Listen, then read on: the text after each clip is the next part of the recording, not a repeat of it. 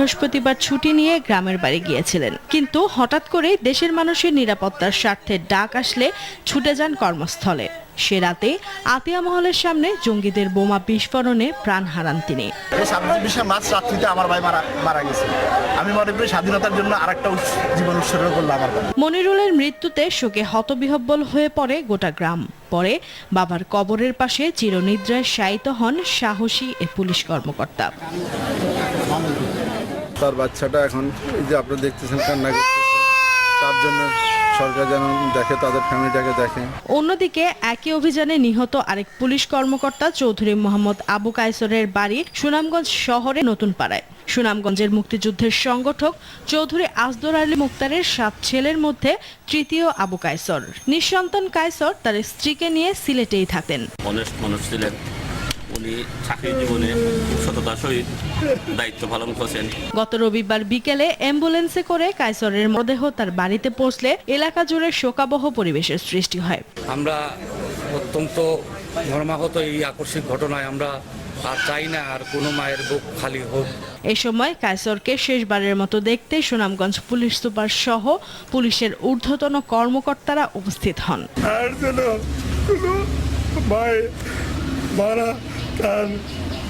সন্তান না হারায় জঙ্গিদের জন্য সরকার।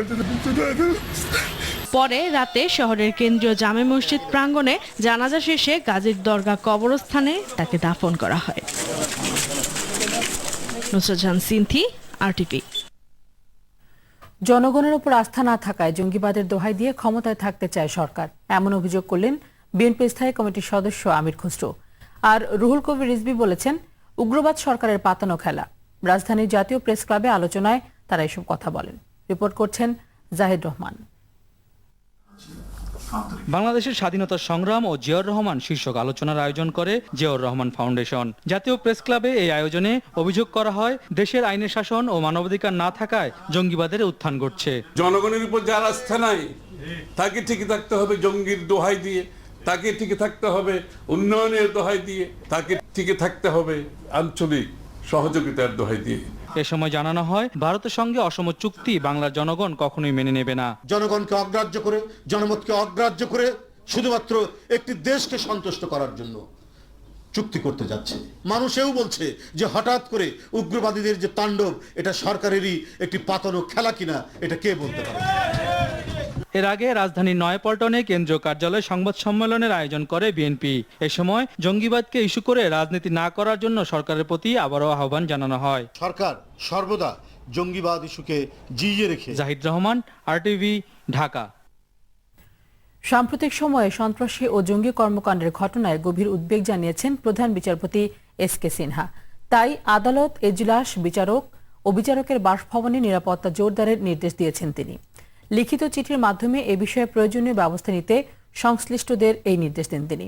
এদিকে ব্লগার রাজীব হত্যার ডেথ রেফারেন্স ও আপিল শুনানি শেষ হয়েছে। এ বিষয়ে হাইকোর্টের রায় ঘোষণা করা হবে আগামী 2 এপ্রিল। খান আলামিনের রিপোর্টে দেখুন বিস্তারিত।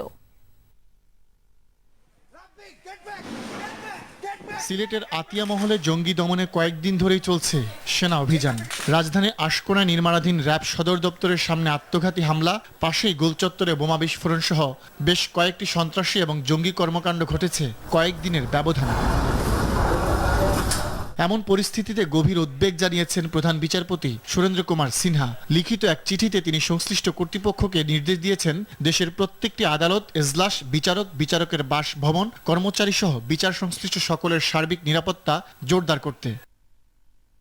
এদিকে গণজাগরণ মঞ্চের কর্মী ব্লগার রাজীব হায়দার হত্যা মামলায় ডেথ রেফারেন্স ও আপিলের শুনানি শেষ করেছেন বিচারপতি জাহাঙ্গীর হোসেন ও বিচারপতি মোহাম্মদ জাহাঙ্গীর হোসেনের হাইকোর্ট বেঞ্চ। এ বিষয়ে রায়ের জন্য আগামী 2 এপ্রিল দিন ধার্য করেছেন আদালত। অবশ্যই আমরা রায় প্রদানের জন্য তো আমরা রায় যখন যুক্তিতর্ক উপস্থাপন করেছি, আমরা নিম্ন আদালতের রায় যেহেতু ভাল থাকে সেইভাবে আমরা উপস্থাপন করেছি। অন্যদিকে এফবিসিসি এর নির্বাচন 2 মাসের জন্য স্থগিত করে দেয়া হাইকোর্টের আদেশের বিরুদ্ধে আপিল শুনানি হবে আগামী 30 মার্চ। প্রধান বিচারপতির নেতৃত্বে 3 সদস্যের আপিল বেঞ্চ আগামী বৃহস্পতিবার পর্যন্ত শুনানি মুলতবি করেন। একই দিন আপিল বিভাগের এই বেঞ্চ হাজারীবাগের 154 ট্যানারি মালিককে প্রতিদিন 10,000 টাকা করে জরিমানা প্রদানের বিষয়ে রিভিউ আবেদনের শুনানি করবেন। পাশাপাশি বকেয়া অর্থ রাষ্ট্রীয় কোষাগারে জমা দেওয়ার নির্দেশনা স্থগিত চেয়ে করা আবেদনেরও শুনানি হবে। এছাড়া সাবেক রাষ্ট্রপতি হোসেন মোহাম্মদ এরশাদের বিরুদ্ধে দুর্নীতির মামলায় আপিল শুনানির জন্য নতুন বেঞ্চ গঠন করে দিয়েছেন প্রধান বিচারপতি। বিচারপতি রুহুল কুদ্দুস ও বিচারপতি বিশ্বদেব চক্রবর্তীর হাইকোর্ট বেঞ্চে একই সঙ্গে 3টি আপিলের শুনানি হবে। খান আলামিন, RTV, ঢাকা। আওয়ামী লীগ জনগণের আর বিএনপি রাজাকার আল বদরের আপন, এমন মন্তব্য করেছেন প্রধানমন্ত্রী শেখ হাসিনা। তিনি বলেন, তারা দেশের স্বাধীনতায় বিশ্বাস করে না বলেই গণহত্যা দিবস পালন করে না। বিকেলে রাজধানীর কৃষিবিদ ইনস্টিটিউটে স্বাধীনতা ও জাতীয় দিবসের আলোচনায় এসব কথা বলেন প্রধানমন্ত্রী। শেখ হাসিনা আরো বলেন, সময় এসেছে ঐক্যবদ্ধভাবে জঙ্গিবাদ প্রতিহত করার। রুহুল আমিন তুহিনের রিপোর্ট।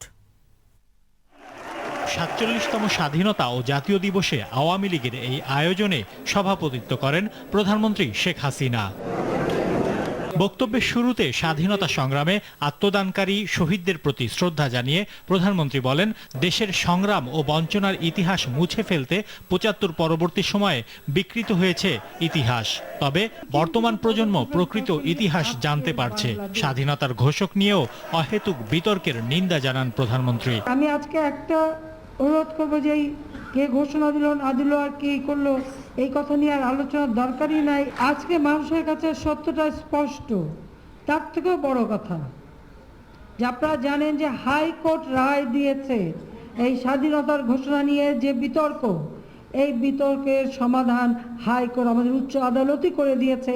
স্বাধীনতার ঘোষণা যে জাতির পিতা বঙ্গবন্ধু শেখ মুজিবুর রহমান দিয়েছেন তা ওই উচ্চ আদালতের রায়ে আজকে তা স্পষ্ট হয়ে গেছে। রায় যারা মানে না তারপরেই যারা বলে যায়, এদের উদ্দেশ্যটা কি? আর এরা, আমি একটাই বলতে পারি যে তাদের কথাটা আপনারা এইভাবে নেবেন যে পাগলে কি না কয় ছাগলে কি না খায়।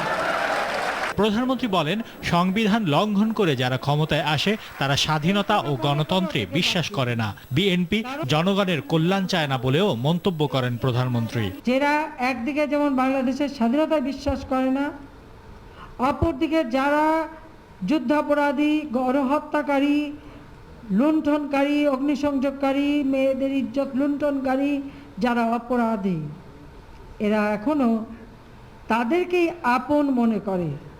আর সমগ্র বাংলার জনগণ, সাধারণ মানুষ, মুক্তিকামী মানুষ, এবং তাদেরকে এদের পছন্দ না। বাংলার উর্বর মাটিতে ফসলের পাশাপাশি জন্মানো আগাছা পরগাছা তুলে ফেলতে পারলে দেশ আরো সুন্দর হবে বলে মনে করেন প্রধানমন্ত্রী। কেউ কোথাও কখনো ওই জঙ্গিবাদের সাথে সম্পৃক্ত কিনা নিজেরাই খুঁজে বার করেন এবং তাদেরকে ওই বিপদ থেকে ফিরিয়ে আনার চেষ্টা করেন। বাংলাদেশে জঙ্গিদের কোনো ঠাঁই হবে না। এর জন্য যা যা করণীয় আমরা তা করব।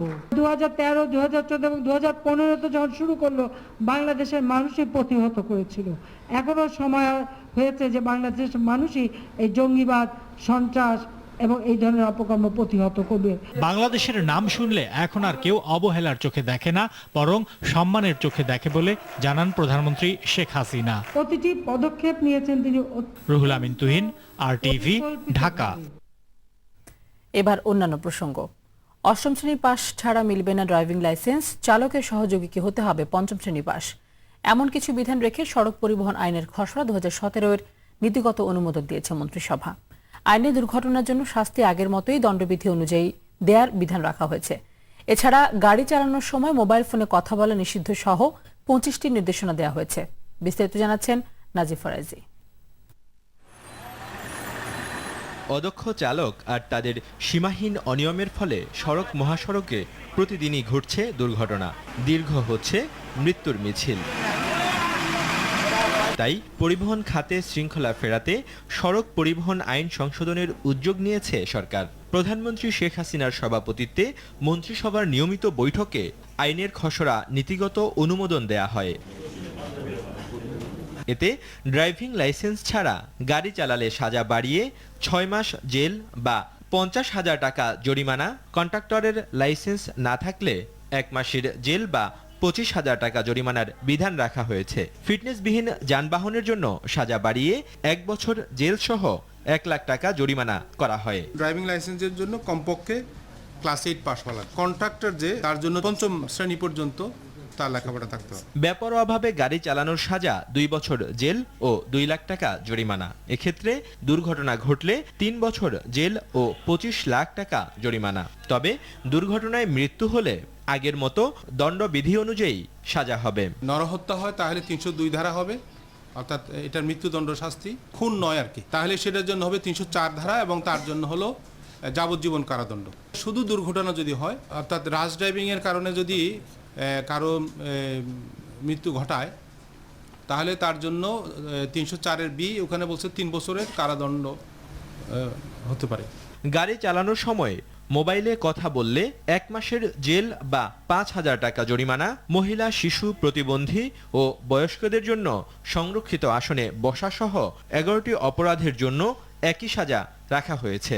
আর উল্টো পথে যানবাহন চালানো, হেলমেট ব্যবহার না করা ও ফুটপাতে মোটরসাইকেল চালানো সহ 14টি অপরাধের জন্য 3 মাস জেল বা 35,000 টাকা জরিমানার বিধান রাখা হয়েছে। হয় 6 মাসের কারাদণ্ডে দণ্ডনীয় হবে অথবা 50,000 টাকা জরিমানা দণ্ডে দণ্ডনীয় হবে।